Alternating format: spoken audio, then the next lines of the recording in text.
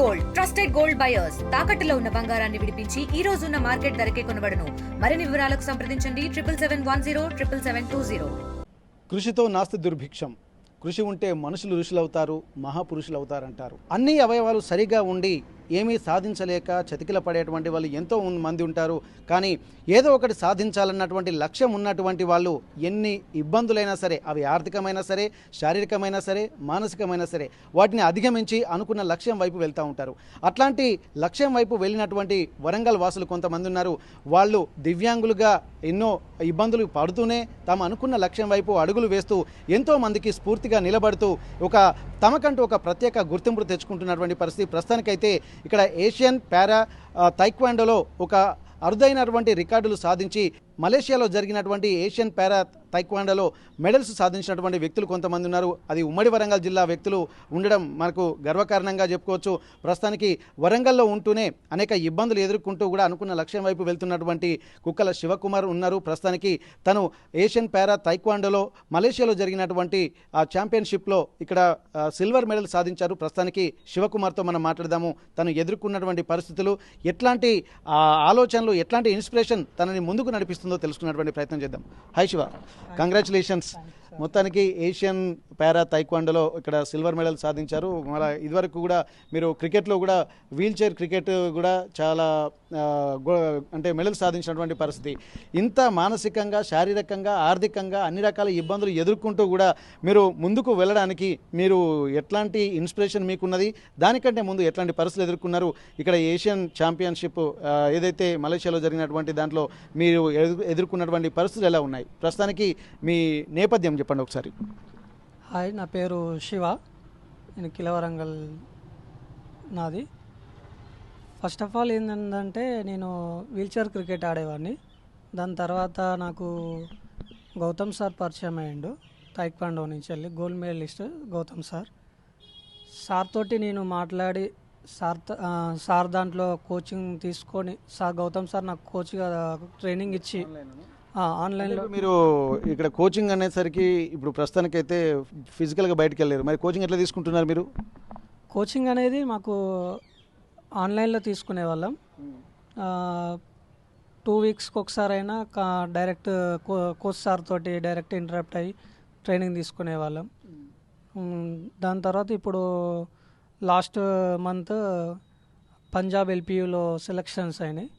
సెలక్షన్స్లో gold medal కొట్టి ఇప్పుడు ఇండియాకి రిప్రజెంటెడ్గా మలేషియాలో పార్టిసిపేషన్ చేసేంత అవకాశం వచ్చింది. దానికి గాను నేను ఇప్పుడు ఫస్ట్ ఆఫ్ ఆల్ మా కోచ్ సార్కి ప్లస్ మా హెడ్ గణేష్ సార్కి కృతజ్ఞతలు తెలుపుకోవాలి.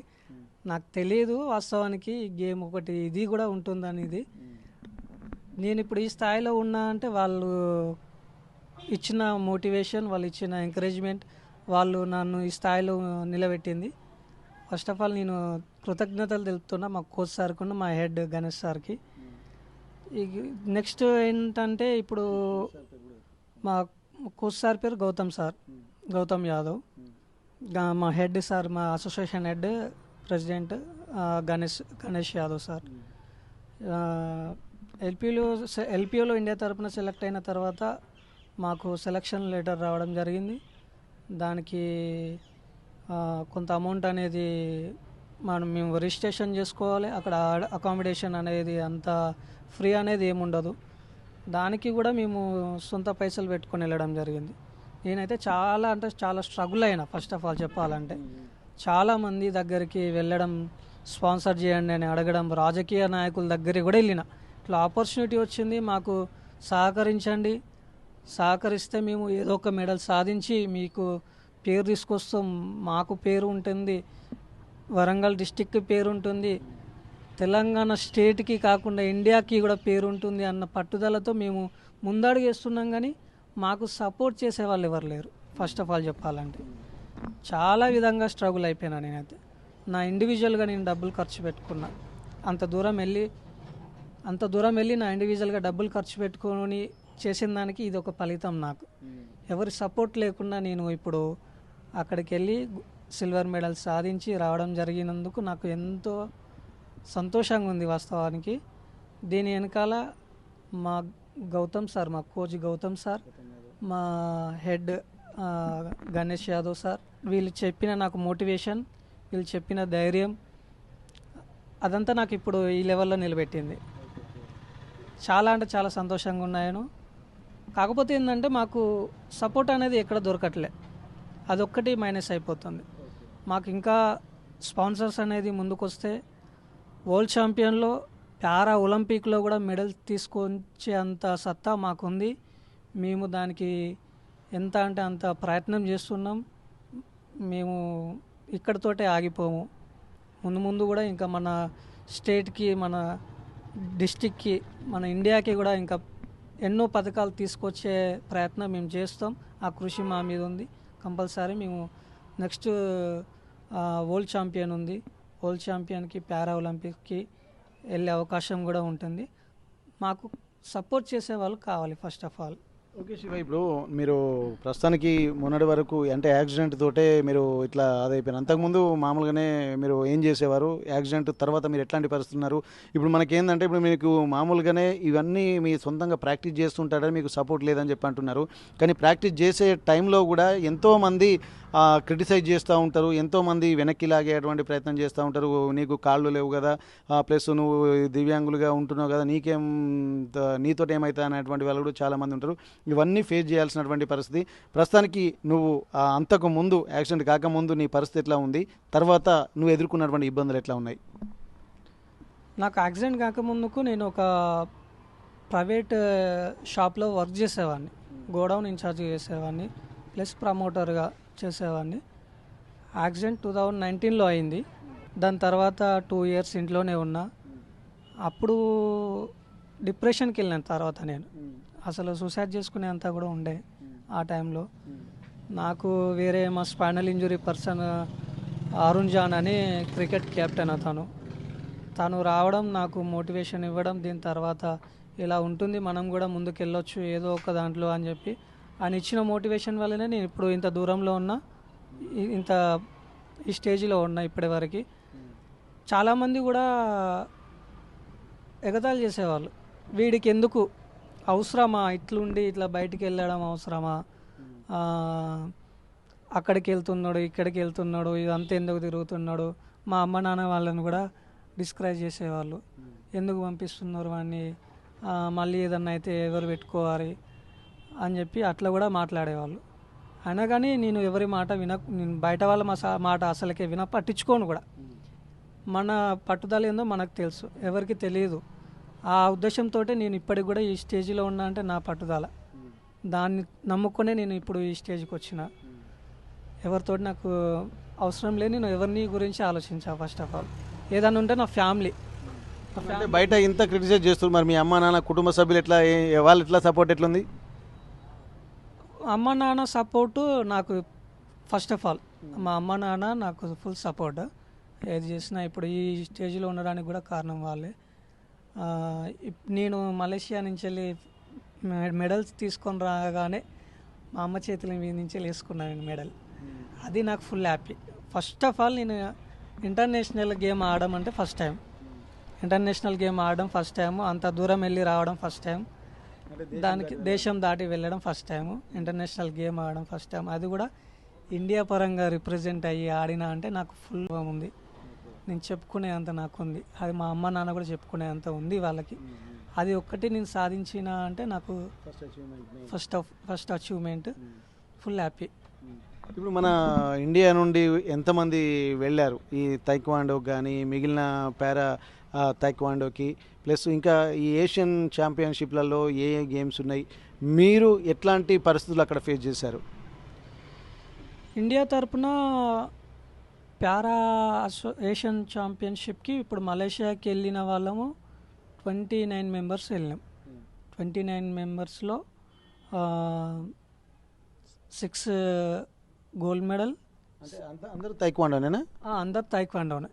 నార్మల్ పోలియో వాళ్ళు ఉన్నారు. ఇప్పుడు మా స్పైనల్ వాళ్ళు నేను, గౌతమ్ సార్ ఒకరు, ఇంకొక అమ్మాయి, ఆమె polio person. Wheelchair persons 3, మిగతా వాళ్ళంతా నార్మల్ పోలియో వాళ్ళు, అంటే మరగుజ్జులు, సింగిల్ హ్యాండ్ లేని వాళ్ళు, సింగిల్ లెగ్ లేని వాళ్ళు, కొంచెం మతి స్థిమితం లేని వాళ్ళు, వీళ్ళంతా పారా కిందికి వస్తారు. అందరం ఒక 29 మెంబర్స్ వెళ్ళాం. 29 మెంబర్స్లో అందరూ టైక్వాండో ప్లేయర్సే.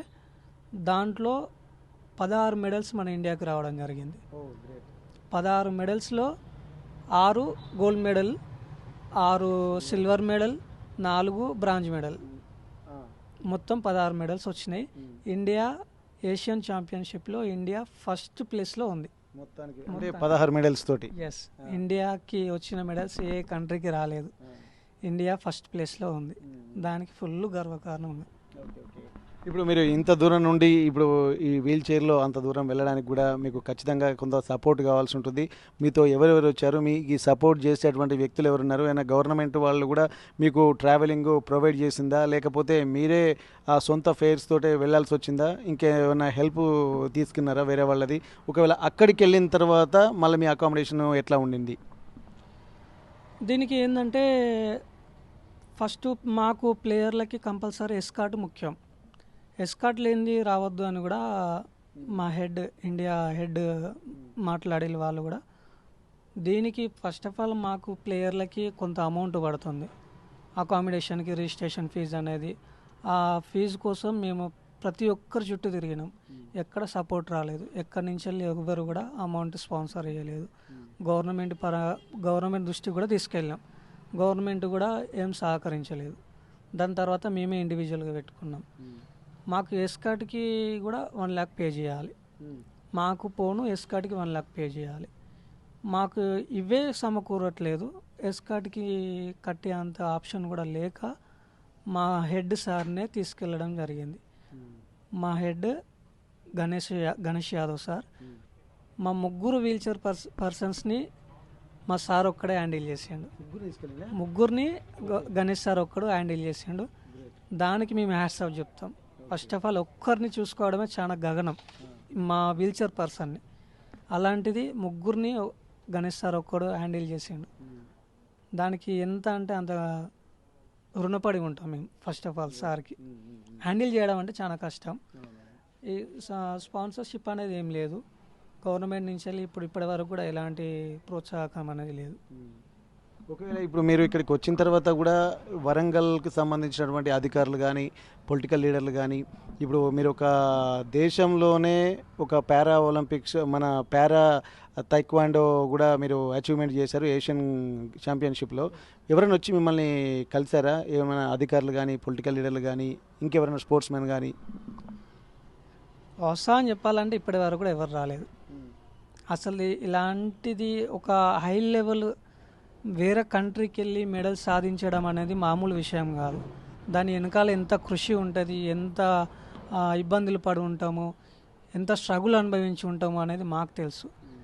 కానీ అధికారులకి, స్పోర్ట్స్ పర్సన్స్కి, వేరే స్పోర్ట్స్ డిపార్ట్మెంట్ వాళ్ళకి వీటి గురించి తెలుసా తెలియదా అని నేనే పిచ్చోని అవుతున్నా. ఫస్ట్ ఆఫ్ ఆల్ ఇప్పటి వరకు నేను వచ్చి 5 days అవుతుంది. ఏ ఒక్కరు కూడా వచ్చి కలిసింది లేదు, ఏ ఒక్కరు కూడా మాట్లాడింది లేదు, యాక్టివ్ ఎవరు లేరు వాస్తవం చెప్పాలంటే.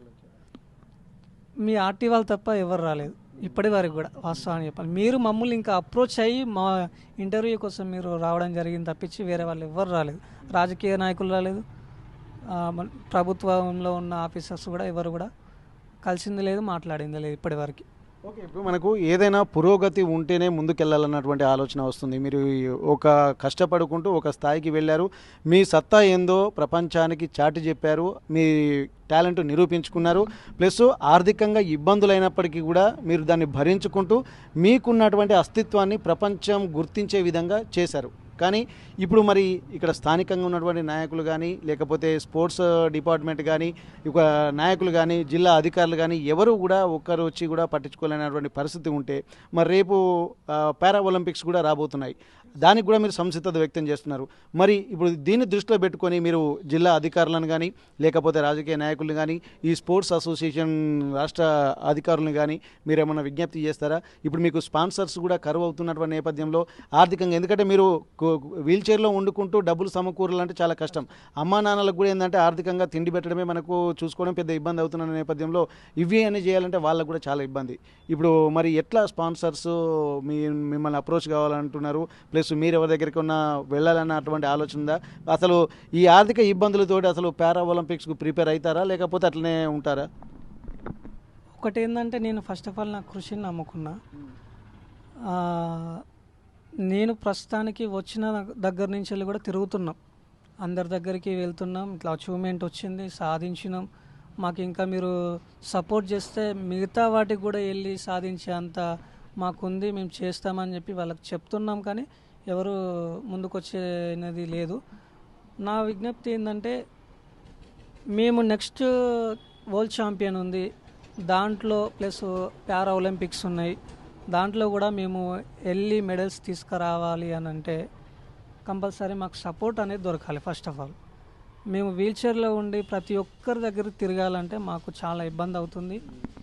మేము చెప్తున్నాము వాట్సాప్ పరంగానైనా లేకపోతే కాల్స్ పరంగానైనా, మాకు వచ్చిన లెటర్స్ అయినా, మాకు వచ్చిన సెలక్షన్స్ లెటర్స్ కూడా పంపించి మరీ వాళ్ళని రిక్వెస్ట్ చేయడం జరుగుతుంది. అయినా కానీ కొంతమంది సపోర్ట్ అనేది, సహకారం అనేది లేకపోవడం మేము చాలా అంటే చాలా బాధాకరం. దీనికి మేము ఏం చెప్పదలుచుకుంటారు మన అధికారులకు కానీ వీళ్ళందరికీ ఇట్లా రిక్వెస్ట్ ఆర్టీవీ వేదికగా? మేము నెక్స్ట్ వరల్డ్ ఛాంపియన్ ఉంది, పారా ఒలింపిక్ ఉంది, దానికి కూడా పోయే అవకాశం ఉంటుంది కంపల్సరీ. ఇప్పుడు కాకుండా నెక్స్ట్ టైం అన్నా మాకు స్పాన్సర్షిప్ చేస్తారనే ఆశతోటి చూస్తున్నాం. మీరు ముందుకొస్తే మేము ఇంకా మెడల్స్ సాధిస్తాం. మన ప్రాంతానికి, మన ఈ రాష్ట్రానికి, దేశానికి ఇవన్నీ చేయడానికి మేము రెడీ. మాకు స్పాన్సర్షిప్ దొరకాలి, మా స్పాన్సర్స్ ముందుకు రావాలని వేడుకుంటున్నాం.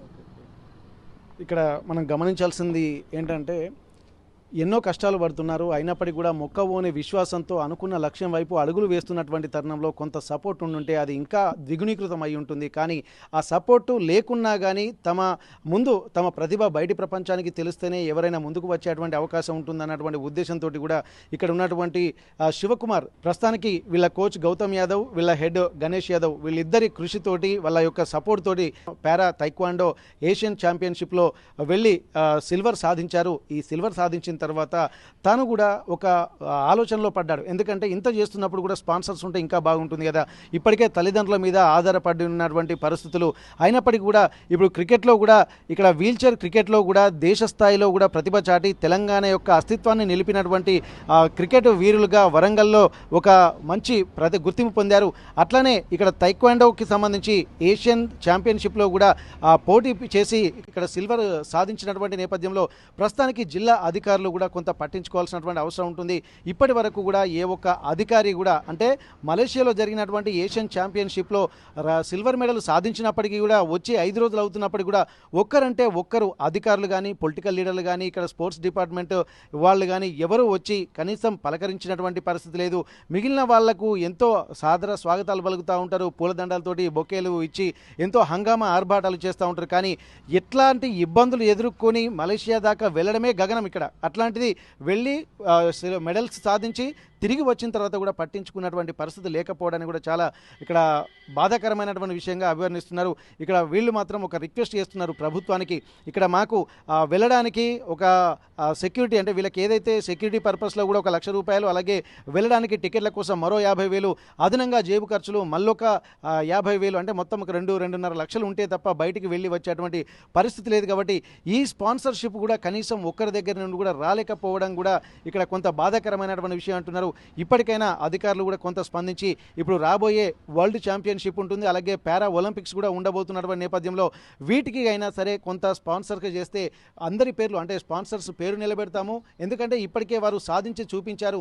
మళ్ళీ ఒకసారి ఆ స్పాన్సర్స్ పేరు నిలబెట్టడమే కాకుండా వరంగల్ యొక్క కీర్తి కిరీటాలని కూడా ప్రపంచ పతాకం మీద రెపరెపలాడిస్తామన్నటువంటి ఒక కాన్ఫిడెన్స్ తోటి ఇక్కడ శివకుమార్ చెప్తున్నటువంటి పరిస్థితి. ఏదేమైనప్పటికీ కూడా ఇట్లాంటి వాళ్లకు పారా తైక్వాండోకి సంబంధించినటువంటి ఎంకరేజ్మెంట్, అలాగే వీల్చైర్ క్రికెట్కి సంబంధించినటువంటి ఎంకరేజ్మెంట్ ఉంటే ఇక్కడ చాలా బాగుంటుంది. వాళ్ళకు ఒక సందేహాలు కూడా వస్తున్నాయి, అసలు స్పోర్ట్స్ డిపార్ట్మెంట్ పనిచేస్తుందా లేదా, అసలు దీని మీద అవగాహన ఉందా, అసలు ఈ పారా ఒలింపిక్స్ కానీ, ఈ పారా ఛాంపియన్షిప్ కానీ, ఏషియన్ ఛాంపియన్షిప్ కానీ, వరల్డ్ ఛాంపియన్షిప్లు కానీ జరుగుతున్నట్టు వాళ్ళకి అవగాహన ఉందా, ఏది దివ్యాంగుల కోసం నిర్వహిస్తున్నటువంటి వాటి మీద ఉందా అన్నటువంటి ఒక డౌట్ కూడా వీళ్ళకి వస్తుంది. అంటే ఎట్లాంటి వీళ్ళు సాధించి మెడల్ సాధించి వెళ్ళి వస్తున్నప్పటికీ కూడా ఒక్కరు కూడా మాట్లాడకపోవడము, ఒక్కరు కూడా తెర మీదకి రాకపోవడం, లేకపోవడం, ఒక్క స్పోర్ట్స్ అధికారి కూడా రాకపోవడము ఇక్కడ చాలా ప్రశ్నలకు తలెత్తుతుంది. మరి ఎవరి కోసం ఈ స్పోర్ట్స్ డిపార్ట్మెంట్లు ఉన్నాయన్నది కూడా ఇక్కడ ప్రశ్నార్థకంగా మారుతున్నటువంటి నేపథ్యంలో జిల్లా స్పోర్ట్స్ అథారిటీ అలాగే స్టేట్ స్పోర్ట్స్ అథారిటీ వాళ్ళు స్పందించి ఒక జాతీయ స్థాయిలో అంతర్జాతీయ స్థాయిలో గుర్తింపు పొందినటువంటి ఇక్కడ ఈ పారా తైక్వాండో ఏషియన్ ఛాంపియన్షిప్లో మెడల్ సాధించిన వాళ్ళని గుర్తించి మరింత ప్రోత్సహించాల్సినటువంటి అవసరాన్ని కూడా గుర్తు చేస్తున్నటువంటి పరిస్థితి. వరంగల్ నుండి కెమెరా పర్సన్ వంశీతో వెంకటరత్నం, RTV వరంగల్. తెలుగులో న్యూస్ కి ఫాస్టెస్ట్ యాప్ ఇప్పుడు టోటలీ న్యూ అవతార్లో జస్ట్ 5 seconds లో కంప్లీట్ న్యూస్. సోషల్ మీడియాలో ట్రెండ్స్ కి one stop solution. Live TV app voice search option తో ఇప్పుడే డౌన్లోడ్ చేయండి లేదా అప్డేట్ అయిపోండి. యాప్ లింక్ డిస్క్రిప్షన్ లో ఉంది.